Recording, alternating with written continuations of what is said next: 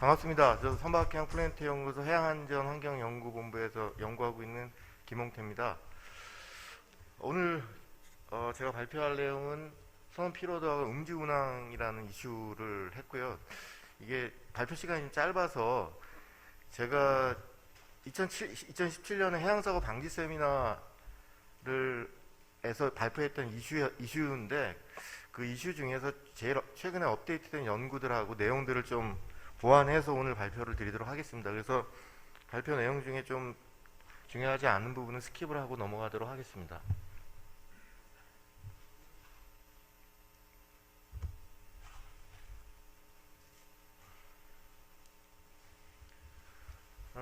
저희 오늘 선원 피로하고 음주에 대해서 음주운항에 대해서 말씀드리지만 인적요인 전반에 대해서 말씀드리면은 저희가 인적요인에 대한 비율 부분이 대부분 많이 모든 논의에서 얘기를 많이 하고 있는데 그에 비해서는 정부 차원의 어떤 대책이라든가 아니면은 지원들이 좀 미미한 부분이 있다. 결국은 종사자의 행동 방식이라든가 업무 설계, 인적 오류에 대한 부분을 조금 더 과학적으로 연구할 필요가 있다라고 말씀드리겠습니다. 여기서 나와 있는 그런 안전의 3요소 중에 다른 요소에 비해서 선원에 관련된 직접적인 과학적 연구 부분은 상당히 부족하다라는 게 제 생각이고요. IMO에서도 일찍이 아시겠지만은 그 전부터 있었지만 98년 ISM 코드를 발효하면서 인적요인에 대한 관심을 갖기 시작했고 그 이후에 이제 HIP이라는 도구, 분석 도구, 또 FSI라는 도구를 통해서 각종 규정을 만들 때 인적 요소를 고려하라라는 그런 권고를 하고 있는 상황인데 실질적으로는 잘 이루어지지 않고 있는 걸 알고 있고요. 또 2001년도와 2019년에 개정된 퍼티그 가이던스도 인적요인과 직접 관련이 있다고 보시면 되겠습니다. 오늘 말씀드릴 내용은 인적요인 중에 퍼티그라든가 스트레스는 제가 직접 언급은 안 하지만 실제 이제 선원의 건강과 관련된 내용이라고 보시면 될 것 같습니다. 아까 최종주 교수님도 사고 사례를 말씀드렸는데 저희가 알고 있는 이런 대형 사고의 주 원인 혹은 일부 원인이 피로나 음주였다는 보고는 많은 사고 리포트에서 우리가 볼 수가 있겠고요.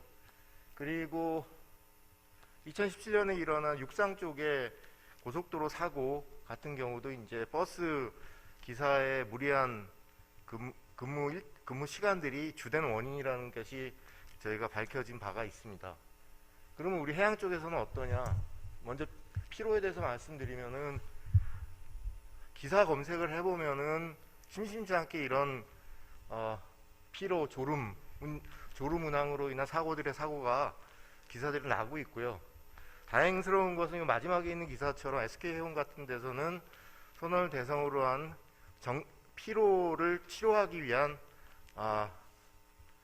치료사 제도를 도입을 해서 심리치료와 같은 심리치료 전문가를 통해서 개선하려고 하는 노력을 하고 있습니다.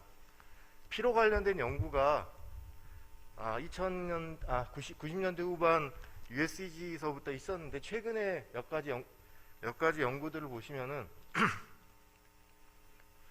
2017년에 끝난 마사라는 프로젝트에서 선원 당직, 항해 당직과 기관 당직의 피로 수면 관련된 연구를 통해서 수면 상태하고 심리 상태를 지속적으로 조사한 사례가 있고요. 카디프 대학에서도 설문조사 통해서 피로가 어느 정도 항해 안전에 위험을 받고 있는지에 대한 보고도 했었고요. WMU에서 올해 보고한 리포트를 보게 되면 이제 코비드로 인해서 선내의 어떤 업무량이라든가 그 업무 로드가 더 증가했다라는 보고들이 나오고 있습니다. 피로 관련된 원인들은 여기 나와 있는 것처럼 굉장히 다양한데 이런 다양한 원인들을 고려를 해서 우리 국제 규정에서도 근무 시간, 휴식 시간에 대한 규정이 되고 있고 또 솔라스라든가 ISM, ISPS 코드에서도 실제 어떤 업무에 관련된 피로에 관련된 내용들을 언급하고 있습니다. 마지막에 나와 있는 이런 ISPS 코드는 관련된 규정도 언급하고 있지만 실질적으로는 피로의 많은 문서 작업으로 인한 피로의 하나의 원인으로 또 짚는 그런 보고들도 있습니다. 저희가 2016년에 연수원과 함께 조사한 사례에 의하면은 실제로 이제 수면 시간 부분도 상당히 6시간 정도로 적고 수면의 질 부분도 항해 일자에 따라 갖고 들쭉날쭉하며 또 항해가 진행될수록 오른쪽에 나와 있는 그 그래프처럼 항해가 진행될수록 더 수면 만족도가 저하하는 걸로 나왔습니다. 이런 것들을 저희가 뭔가 좀 과학적 도구를 통해서 측정해야 되겠다는 시도하에 이제 피로 측정할 수 있는 여러 가지 방법론과 도구들을 정의를 해서 여기 나와 있는 것처럼 심박수라든가 아니면 뭐 플리커 테스트 또 PVT와 같은 이런 반응 시간 같은 것들을 반응 시간을 측정을 해갖고 조사하는 방법들을 테스트를 해봤고요. 하게 되면은 예상했던 대로 뭐 주야간이라든가 아니면은 협수로와 같은 곳에서 보다 조금 더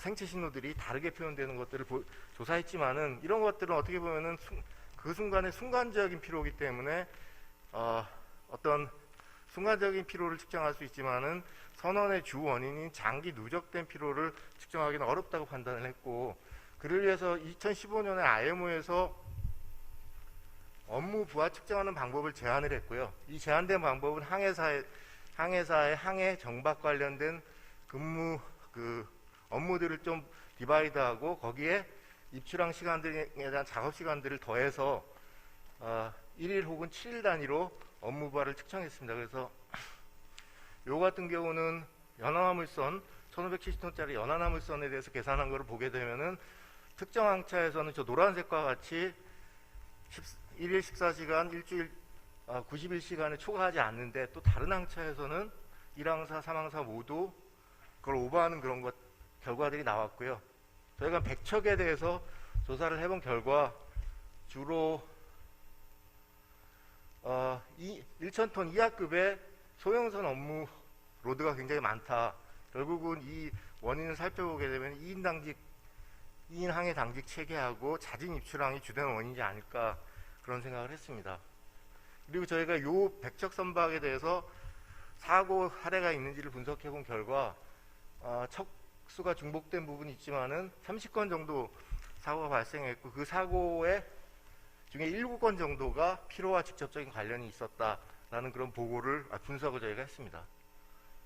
그래서 이런 것들을 그냥 이렇게 분석으로 끝날 것이 아니라 뭔가는 좀 시스템화해야 되겠다라는 것이 생각이어서 저희가 KG 엔지니어링과 같이 비주얼 ISM이라는 연안선 ISM 자동화 시스템을 개발을 했고, 개발된 내용에서 일부 내용을 선원들이 사용하는 그런 스마트폰을 통해서 각자의 근무 시간을 기록을 하고 그거를 기준에 미달하는지 안 하는지를 계속 선사와 본인이 직접 모니터링하는 그런 체계를 개발했고요. 현재는 한 몇 개의 업체에 시범 적용되고 있는 것으로 알고 있습니다. 그 외에도 저희가 IMO에서 제안하고 있는 퍼티그 리스크 매니지먼트 시스템이라는 부분을 반영을 해서 2018년에 퍼티그 가이던스가 개정이 됐습니다. 여기서의 주된 내용은 선사의 피로 관리를 조금 더 강화하는 그런 내용이고 측정 도구를 정량화하자는 그런 내용이었고요. 그런 내용을 바탕으로 저희도 2018년에 매뉴얼을 만들었는데 이게 실질적으로는 지금 선사에 보급 활용되고 있지는 않은 상황입니다. 두 번째 이슈 말씀드리겠습니다. 음주운항 부분인데요. 이것도 뭐 국민들이 많이 관심을 가진 거는 러시아 선장의 음주운전이 상당히 운항이 상당히 좀 이슈가 됐었고, 바다의 윤창호법이라 그래서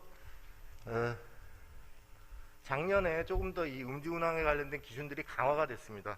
그리고 또 기사 검색을 해보게 되면 심심치 않게 음주운항에 대한 적발 사례들이 많이 나오고 있습니다. 말씀드렸듯이 이게 작년에 해상안전법 및 관련된 규정을 통해서 처벌 수위가 상당히 높아졌습니다. 그럼에도 불구하고 이 음주운항 건수, 적발 건수를 보게 되면 연간 100건 이상씩은 나오고 있고, 이런 것들이 대부분 70% 이상의 어선이고 어로 작업 전후를 해서 음주 관행이 있기 때문에 또 이런 것들이 궁극적으로는 충돌 좌초 사고로 이어지고 있는 걸로 확인되고 있습니다. 음주운항에 관련된 연구들도 간간히 있는데요.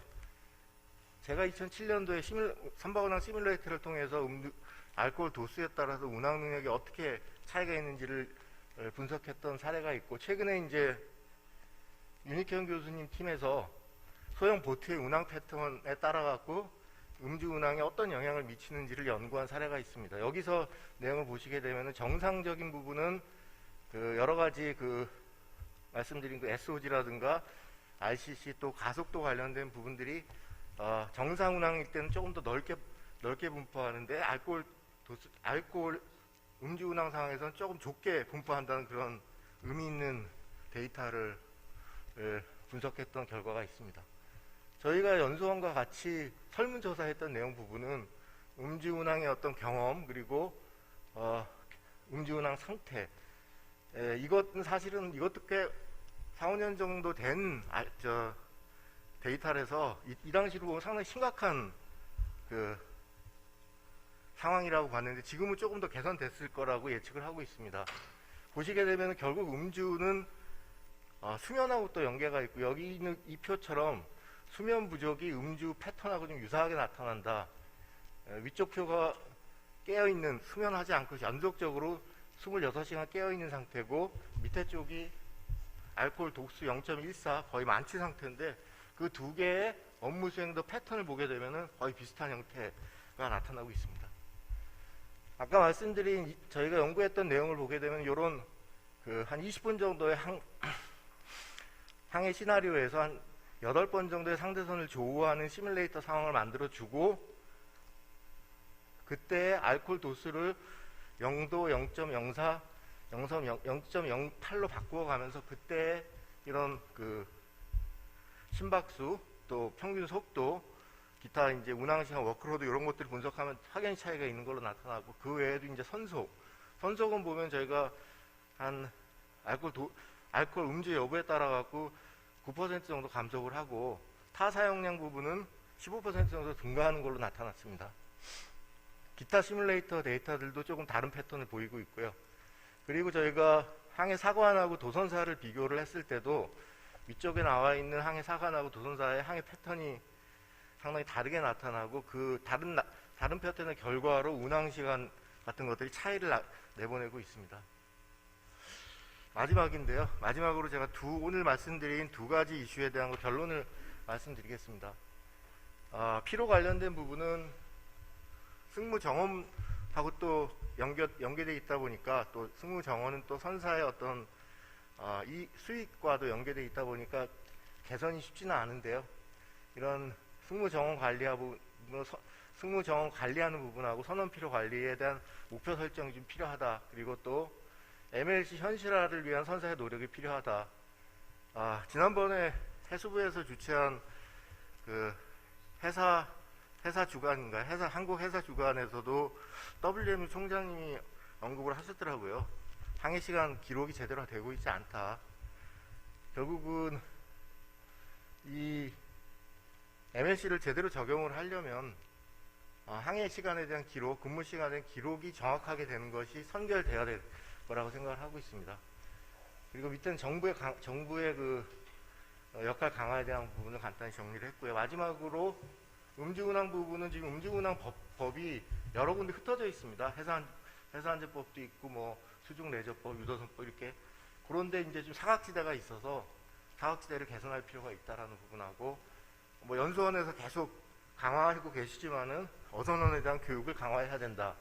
그리고 앞서 말씀드린 시뮬레이터를 이용하거나 데이터 분석을 이용한 음주 운항 관련된 과학적 연구도 필요하다. 그런 걸 통해서 저희가 뭐 과속이라든가 항로 이탈, 또 음주 운항을 미리 해경에서 적발하는 그런 시스템을 개발할 수 있을 것 같습니다. 그 외에 이제 VTS의 역할을 강화하고, 또 외국적 선박에 대한 음주 단속을 강화하는 것이 이 음주 운항에 대한 앞으로의 개선 방향이 되지 않을까, 그런 생각을 하고 있습니다. 제 발표를 마치겠습니다.